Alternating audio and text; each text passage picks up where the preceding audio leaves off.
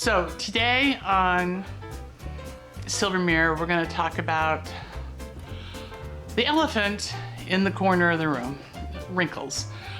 I don't think all wrinkles are created equally, and you don't really even have to hate them. I mean, you can embrace your age and the way you look now and not do anything about it.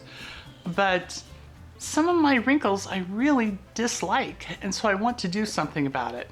So this is how I feel about my different wrinkles and why I think they're not created equally. First of all, the wrinkles on my forehead, the ones that go across here, I assume you can see them. Those don't really bother me because I know that 30 years ago they were worse. When I was a younger woman, like when I was in my 30s and 40s, those wrinkles, and especially this long vertical one, were much worse because that vertical one, I don't even know if I can call it a wrinkle. I mean, it's more like a trough. Was so deep, and the skin on either side of it, was so much higher than that wrinkle, that wrinkle was always in shade, and so it didn't tan. So my whole forehead would be tanned, except for this white stripe right down the middle of my forehead. It made me look like Pepe Le Pew, and I really hated it. And so about 15 years ago, I went to a plastic surgeon, and I had him do Botox there. And I remember, that it was hard to make my face wrinkle the way it normally did. And so, that was fine. I didn't want to wrinkle my forehead anymore because all these wrinkles are expression wrinkles. They're from you like doing this or doing that or whatever, but they're caused by muscle movement that you're doing. And so I had used that one treatment of Botox in it, and I remember thinking, okay, so my muscles aren't moving that way anymore. That's a good thing. But I don't really remember it actually improving the wrinkles at all. I just didn't want them to get any worse. And now we fast forward to now. I'm not sure why these wrinkles are better now than they were 15 or 30 years ago. Maybe I have less consternation in my life, and so I scowl less. Maybe that Botox did such a good job of training those muscles not to contract that I just don't do it anymore, even though I can. It's not like those muscles are frozen in time. They're not, but maybe I just don't use them anymore. So I'm not really sure why, but to me, these wrinkles do not say getting old because they were a lot worse when I was younger. Now, the ones up here that do bother me are these here. And there's a name for those wrinkles, but I can't remember. If I can find it again, I'll put it in the description. But those are caused by me scowling.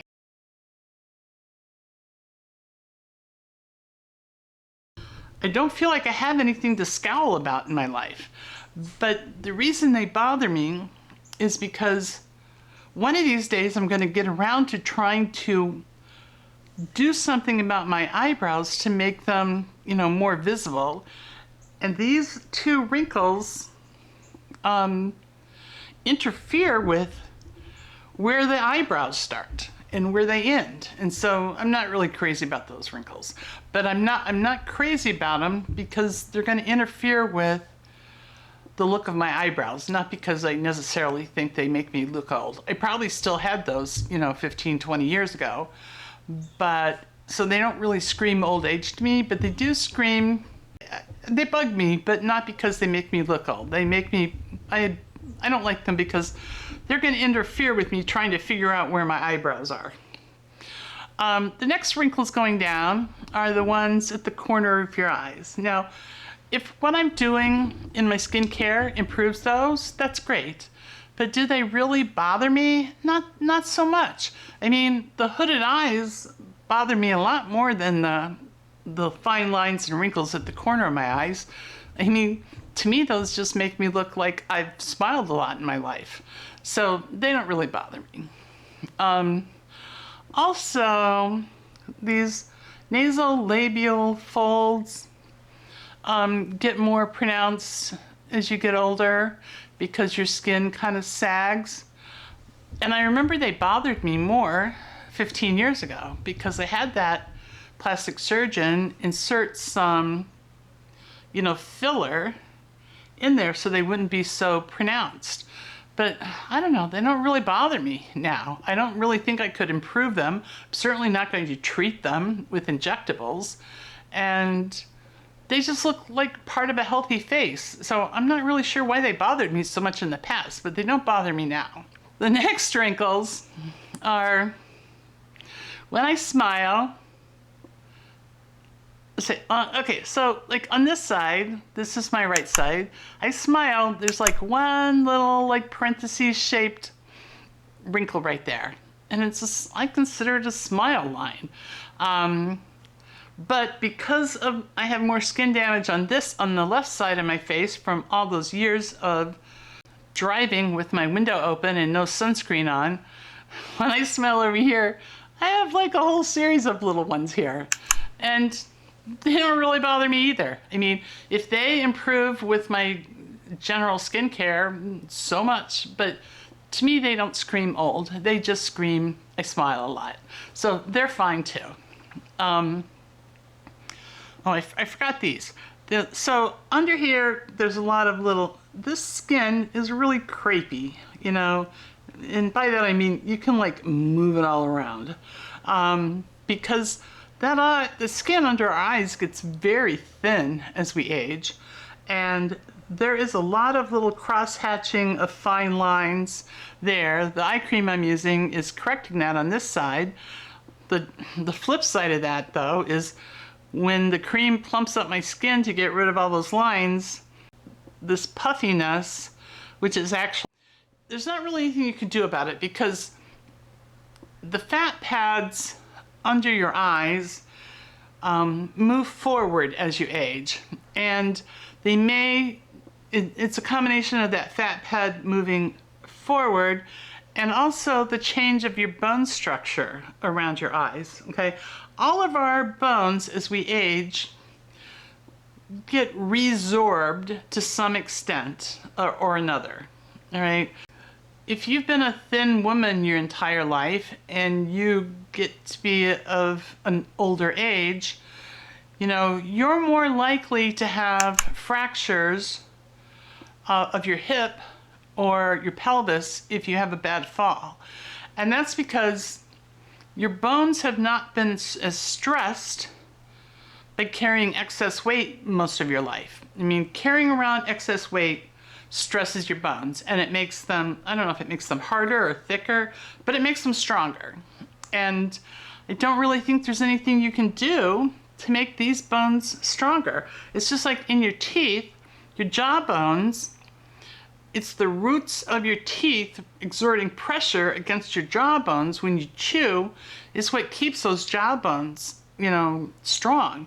And if you lose teeth, or a lot of teeth, and you're not having that same pressure from the roots of your teeth pressing in your jaw, you start losing your jawbone mass a lot faster. And I know about this because I've had 4 bone implants. So, those are just the most recent ones. I guess I've had 3 in the past and then 4 more recently.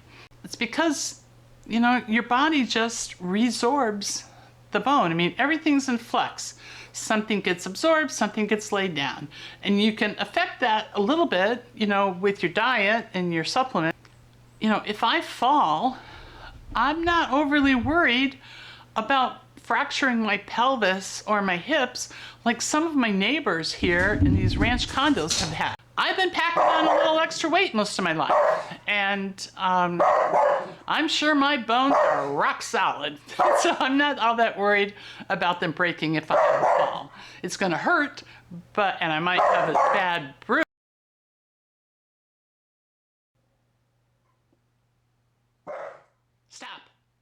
Ernesto, it's a squirrel. Oh my gosh. I'm in the 3-season room in our condo. And last year I replaced the storm door leading to the outside with a beautiful storm door that's glass all the way down. And then it's 2 layers, so it has the blinds in between the 2 layers so they don't ever get dirty. The dog can't jump on them and, you know, wreck them. And so I always leave them up about, you know, a third of the way up because he's a little dog, so he can see everything that's happening out there. And that's part of his domain.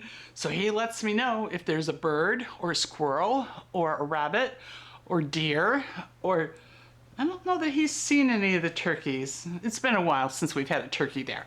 But any wildlife that comes anywhere near him, he's got to announce it. So that's what's happening when he starts barking. Back to, so all this bone area around here it's getting smaller, big, but it's making that hole bigger because there's more space between the top of this bone, your cheekbone, and the bottom of your brow bone. So if this bone is shrinking and this bone is shrinking, that leaves an awful lot of layer of skin there where, you know, your fat pads can hang out. And so I really can't do anything about that. The alternative is to have it like, you know, all wrinkly and crepey and, you know, whatever. So it will be whatever it's going to be. I'm going to try to correct this one now that this one looks nice and I can start trying another product. But it really just bothers me because it's going to affect how I wear makeup. It's not because I think they make me look overly old. So that's another one to like not worry about that much. Now, we get to the wrinkles I hate. The wrinkles I hate, the lines I hate, and that's all of these around my mouth, okay? I mean, there's some, the marionette lines. No, my marionette lines, I guess I've got one here, but over on this side, it's kind of like split into a couple of them. I mean, it's kind of crazy, so I'm not even sure if you can call them marionette lines anymore. But all of these around my mouth do make me look old, and they do interfere with putting, you know, lipstick on, and they are going to allow, you know, makeup to settle in them. So when I was not wearing makeup at all, then it was just they made me look old. But once I start using makeup here, I have a little bit of lip gloss on today, that's all, just a tiny bit. And so, because I didn't want to risk it running down in like the rivers, the canals, I guess these are canals, you know, I tried putting lipstick on a couple of months ago and I looked like a deranged woman. That lipstick was every place except on my lips. It was running down here, it was running down here, it was getting, you know, sucked up towards my nose. It was, you know, it was a complete disaster. So, but I've researched some ways to try to combat that, and I'll do a different video on that. But, you know, that's my wrinkles. Some of them don't bother me, some of them bother me a lot, but they don't have to bother you. You know, if you're happy with your face at your age, don't worry about them, okay?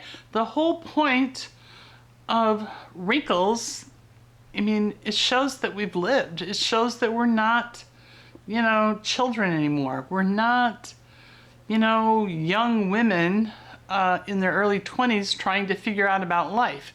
They indicate that we have lived, and we've lived well because we're still here. I mean, we're still here, people. But that doesn't mean that I don't want to try to fix some of them, so I will. But they are not all created equal. And if you like your wrinkles, then embrace them. Don't worry about them. If there's some you don't like I don't like some of mine, then, in this channel, I'll be looking at ways I can try to fix them. That's it for today. Enjoy your silver mirror. Look in the mirror every day, please.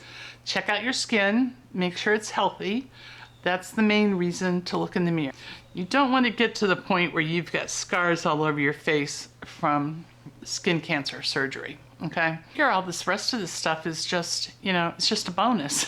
It's just a bonus. So, but I will never stop looking in the mirror for the health of my skin, and you shouldn't either. So, until next time, I will see you later. Hit subscribe, hit like, leave a comment. What do you think about your wrinkles?